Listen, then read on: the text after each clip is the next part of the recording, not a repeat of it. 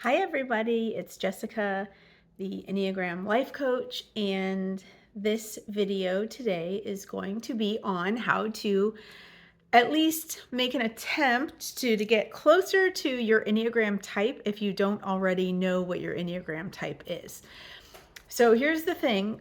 People often want to take Enneagram tests, and there are lots and lots of tests online.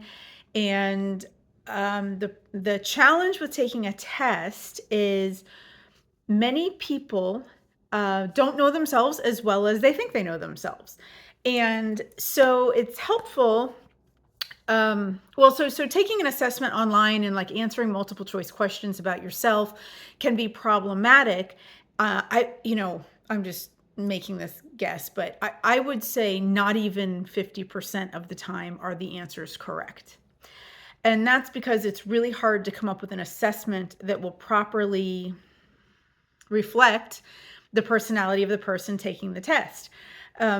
So that's why usually when people who work in Enneagram and do this like as their work, we will usually recommend that you work with somebody or have exchanges with people who know Enneagram, and then they can ask you questions, and they can kind of, when you get to certain place, it's kind of like a flow chart, right? We get to a certain question and then we say, okay, well, in this situation, is it more this? Is it more this? And you sort of flow your way through to a number. But when you're just sitting there by yourself trying to take a test online, you don't have that.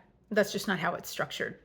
So this video today, I'm going to try to relay to you how I would go about doing an Enneagram assessment on a phone call, on a coaching call, which is what I do when I work with clients. And, when I work with clients, most of the time, I have no idea who they are. I've never met them in real life. Also, I do phone calls and not even video calls most of the time. So I'm starting at zero. And in what's called a typing session, for the first session, we are trying to arrive at that person's Enneagram, their primary Enneagram type.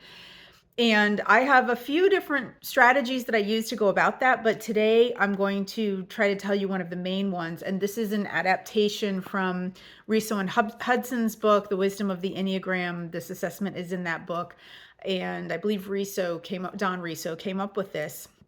So you've heard me talk sometime in other videos about assertive types and withdrawn types and dutiful types.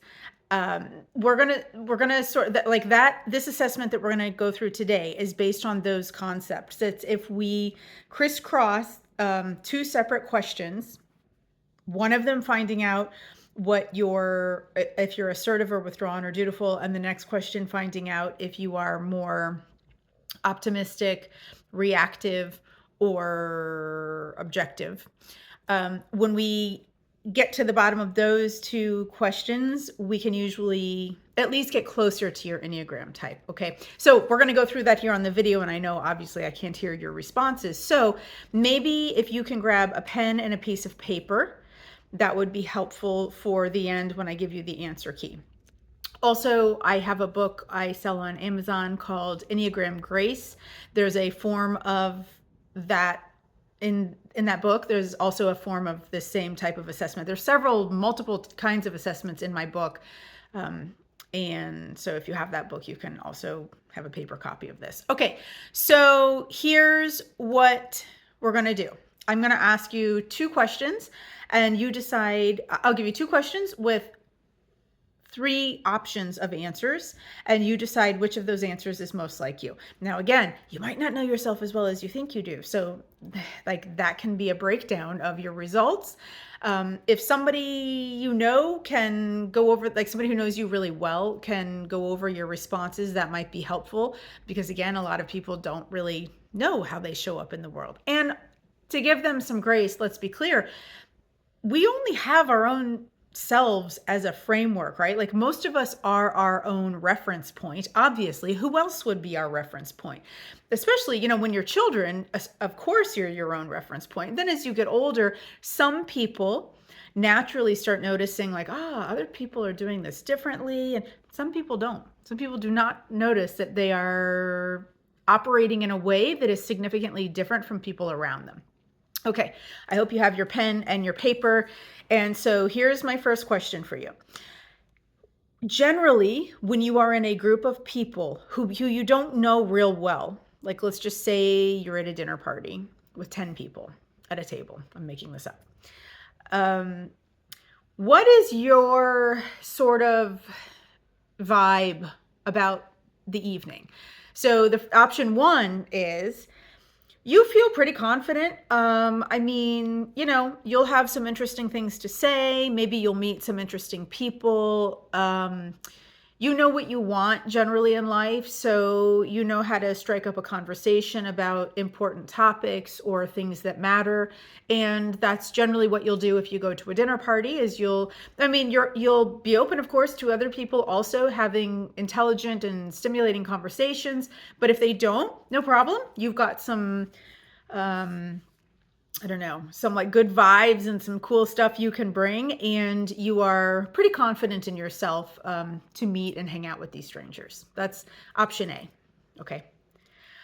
The next way humans could respond to being at a dinner party with people that they don't know, a 10 top table, is to really feel like I don't belong here with these people. I don't have a lot in common with them.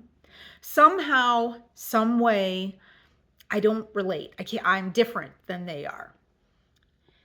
And it doesn't mean that I'm necessarily better or worse, though I could be better or worse, but it's not really that. It's just, I don't really want to be here with these people. I feel a little uncomfortable. I would kind of withdraw and not present myself too much, not interject myself too much into this conversation. I'll probably just be more of a background person. And then option 3 is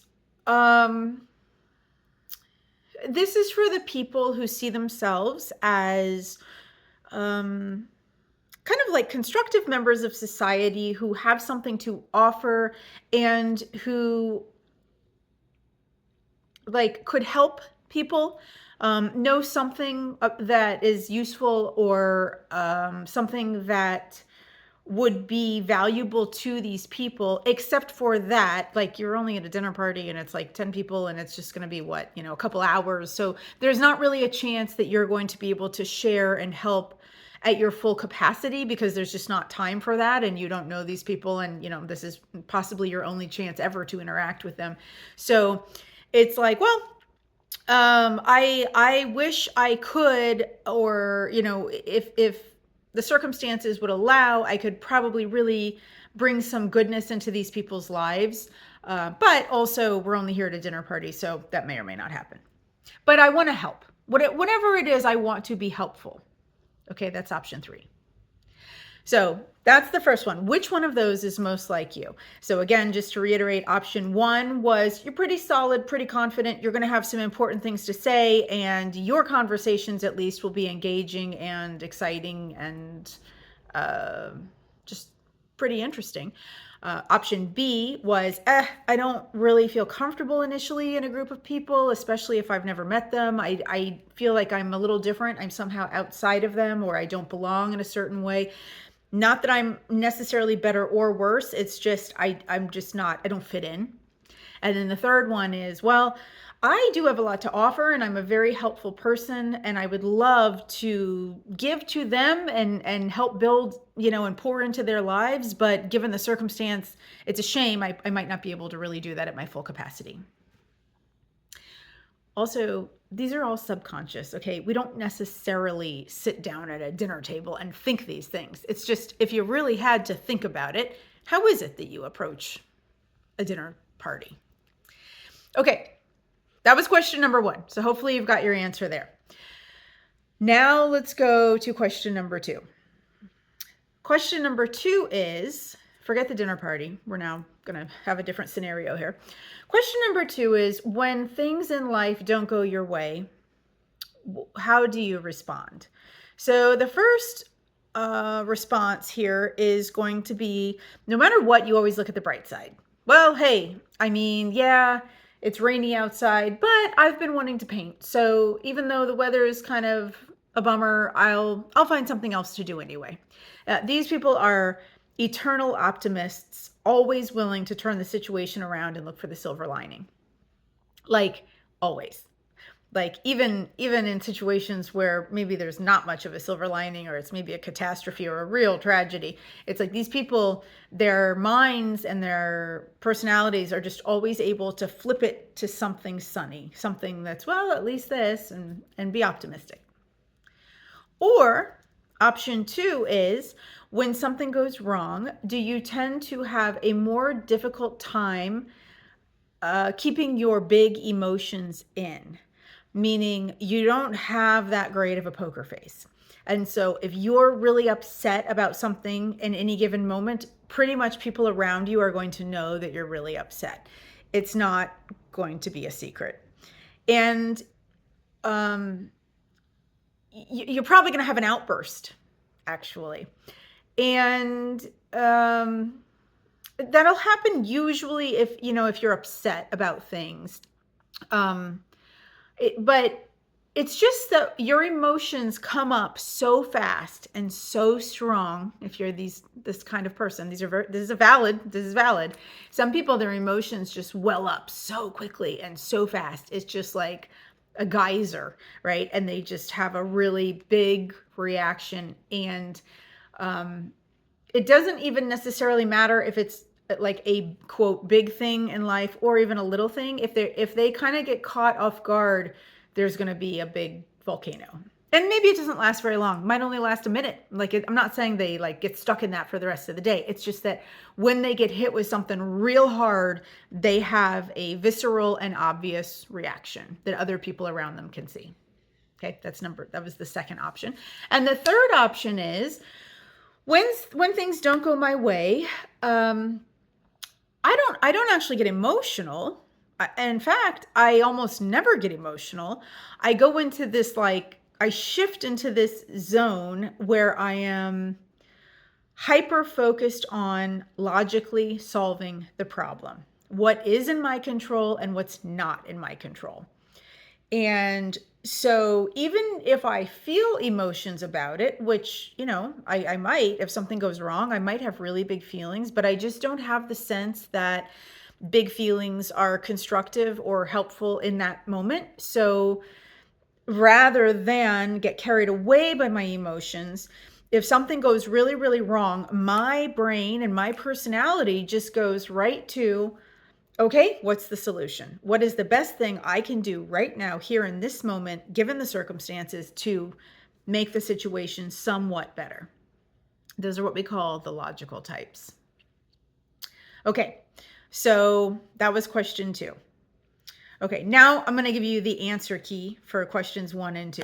So on question number 1, when we were at a 10 top dinner party, if you answered that you are the first type, or you have something important to say, write down 3, 7, 8 on your piece of paper.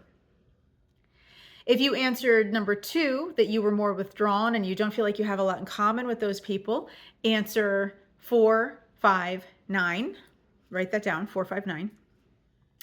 And if you said, well, I'm actually a very helpful person, I'm a dutiful member of society, and I always work hard to be, to just do my due diligence and pull my own weight and help other people. If you answered that, then write down 1, 2, 6. Okay. Now, the second question I asked, which was, how do I respond when things don't go my way suddenly? If you responded that you are sunny side up, that you always find the silver lining, not even intentionally, it's just that's right where you go, is something more positive, write down 2, 7, 9. Or if you were the type of person that you just have big emotions, can't really help it, it just seems like your emotions get really big and you feel very strong about things, and when they don't go your way, you have big opinions about it.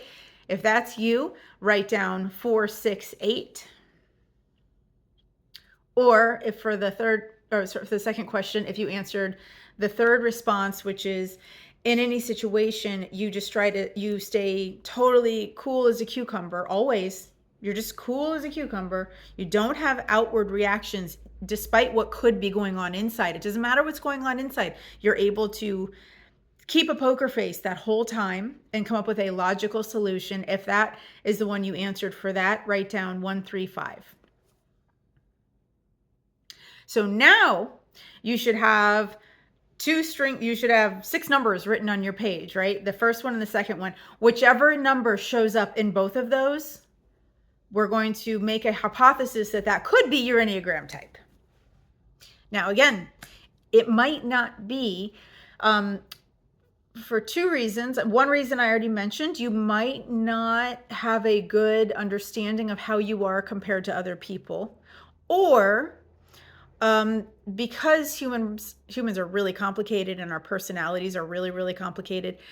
And with Enneagram, you're not locked into one type. We're a little bit fluid. We move from type to type very often, even on a daily basis. So for those reasons, that might not have been an exactly perfect answer. Now, if I was on a phone call with you on a coaching call, I would have been like sensing you. I would be hearing how you speak, hearing if you laugh, if you're smiling, if you're serious, if you're hesitant, if you're forthright, if you're opinionated, if you kind of don't have strong opinions. All of those things matter. And so on a call, I would sort of be reading all of that and be able to take us a step further to figure out what your type really is. But that's a good place for you to start.